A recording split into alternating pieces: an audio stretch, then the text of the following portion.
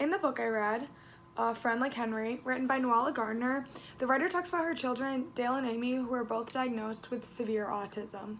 So throughout this book, she explains the process and how her children struggled and overcame their three biggest difficulties, including understanding emotion, verbal communications, and interactions with other people, familiar and unfamiliar. So all of these were overcome or improved due to the help of their dog, who they adopted, whose name is Henry. So the first difficulty that Noella touches and talks about is the difficulty with verbal communications. So as the average age a child starts talking or speaking is from about 6 to 12 months. She became really concerned after it was much more long after that and Dale was still not talking. So after adopting their dog Henry, the writer and her husband would try new ways to involve Henry into getting Dale to talk. So the first way they tried to do so was saying Henry wanted something from Dale himself. So for example, they would say, Dale, Henry wants to go outside and play. And although this did work to some extent, as Dale would go outside and play and he would understand what they're saying and actually acknowledge it, he still really wouldn't respond to them. So with the goal of helping with an actual conversation, they would try many other tactics. And after multiple tries, finally, at the end, they figured out a way to get a conversation going. So to do this, the husband would pretend that he was actually Henry while he was talking. He would talk in a much deeper and lower voice to make Dale think he was actually the dog. And he would say things that a dog might say to, like, their companion. So as Noella said that a large reason people on the spectrum struggled to talk was due to social pressure, Dale being able to talk through the dog that applied no pressure whatsoever, he was able to calmly say words and even put together small sentence fragments and phrases to help further the conversation. So a big breakthrough after Noella was able to get Dale to talk through their dog when he was able to do so directly to a person. Because for a long time he would just say it to the dog and respond like, okay, Henry, and stuff like that. So she found that after a long time, he was actually able to talk to people face to face. So although there continued to be problems talking to strangers, Dale's vocabulary continued to expand tremendously while talking to parents and other people he knew, such as his grandparents. All these accomplishments were made by reducing social pressures involved in a normal communications by making Dale interact with Henry instead. The second challenge Dale continued to work on was understanding deeper emotions, such as love and hate. When Dale was born and through lots of his younger years, he maintained very strong connections with obvious expressions of love, but everything he held those connections to were inanimate objects such as toy cars and trains, and never to actual people or breathing, living things. So with Henry by their side, Dale's parents tried to deal with these understandings as they found utmost importance in Dale being able to communicate strong feelings, positive or negative, to anyone he talks to. Although for many years they tried the simple approach of continuously saying I love you to Dale and Amy to see if they would catch on, their hopes quickly dissolved as he was never able to repeat it back to them, but only when talking to his toys. After these years, Henry came to the rescue once again, as Dale's total respect and love for Henry and his calming nature guided Dale to be able to openly say it to Henry. Noella first heard Dale say I love you to Henry when he got upset and actually tried to hurt the dog. Immediately feeling bad, Dale covered Henry in kisses and repeated the phrase I love you multiple times. This was an apparent breakthrough, as this was the first time Dale was able to verbally claim his love for something that wasn't only an inanimate object like his toys. And although this was only able to happen due to a fairly traumatic situation involving Henry getting hurt for a shorter amount of time, he was able to understand in much more detail how he truly felt towards Henry and the love he can hold for others. Being able to do this led Dale to slowly find his confidence in such powerful phrases as those and actually understand the message that was involved behind them when he was saying it to people. The last and one of the biggest obstacles that Nuala's children had to overcome was everyday interactions with familiar and unfamiliar people around them and in their community.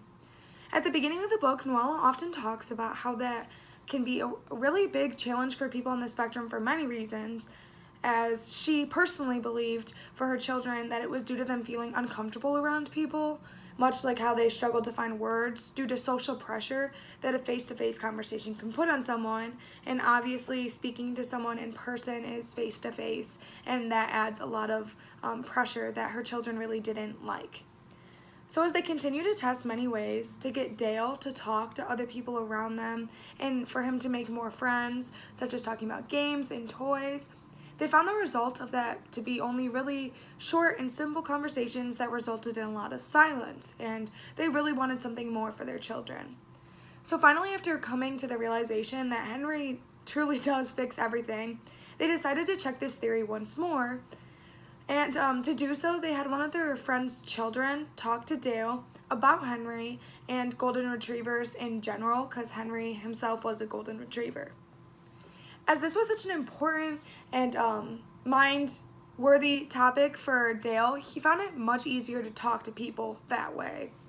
Although being unable to look them directly in the eyes was still a really big frustration point for him, he was able to hold fairly real conversations that branched off into different topics, not simply just his dog.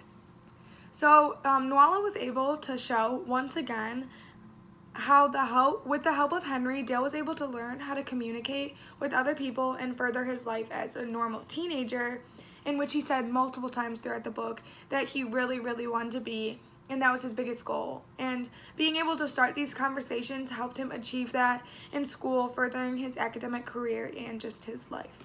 Explaining everything that Dale and Amy had went through, and this book in general really helped Nuala demonstrate to people how their dog was able to successfully help her children on the higher side of the spectrum be able to learn more through the dog's actions, and how her and her husband were actually able to use the dog to strengthen the relationship they had with their own children. This can show to other people in society with children who are also on the spectrum that there is more than one way to help your child succeed in life.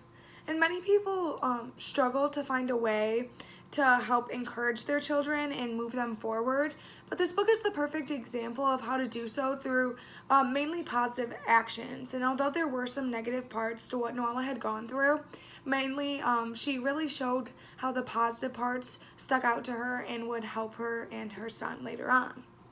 So as Nuala explained situations in which she did the wrong thing, parents would be able to see her mistakes that she made and learn from them. So there would be much less trial and error when it comes to different scenarios with their own children. And although all children are different and obviously there is going to be different amounts of trial and error, it helps them explain what truly isn't the right thing to do.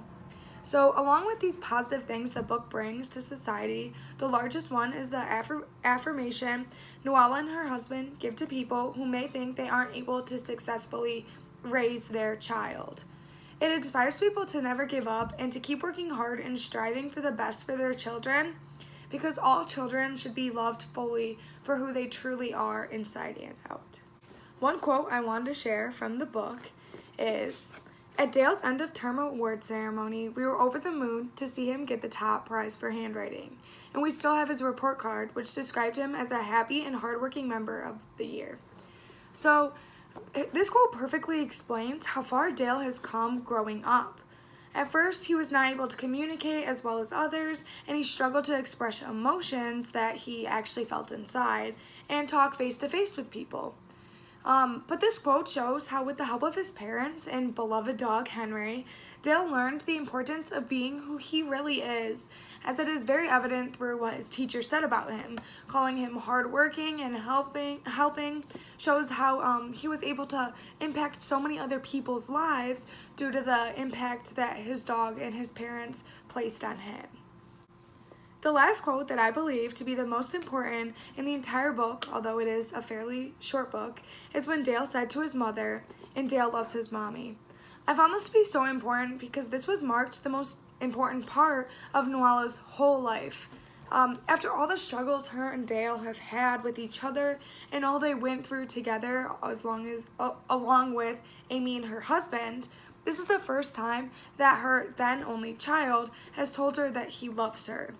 It shows people in society that your children do truly love you, but they might struggle to understand such deep concepts as love, or they might struggle to actually express that to you. Dale saying these words to his mother for the first time reinforces that Nuala and Dale have been making a bond that soon will become truly inseparable, and I think this is a really great book because it shows you just how much you can impact your children and how much you can push them to be the best they can be.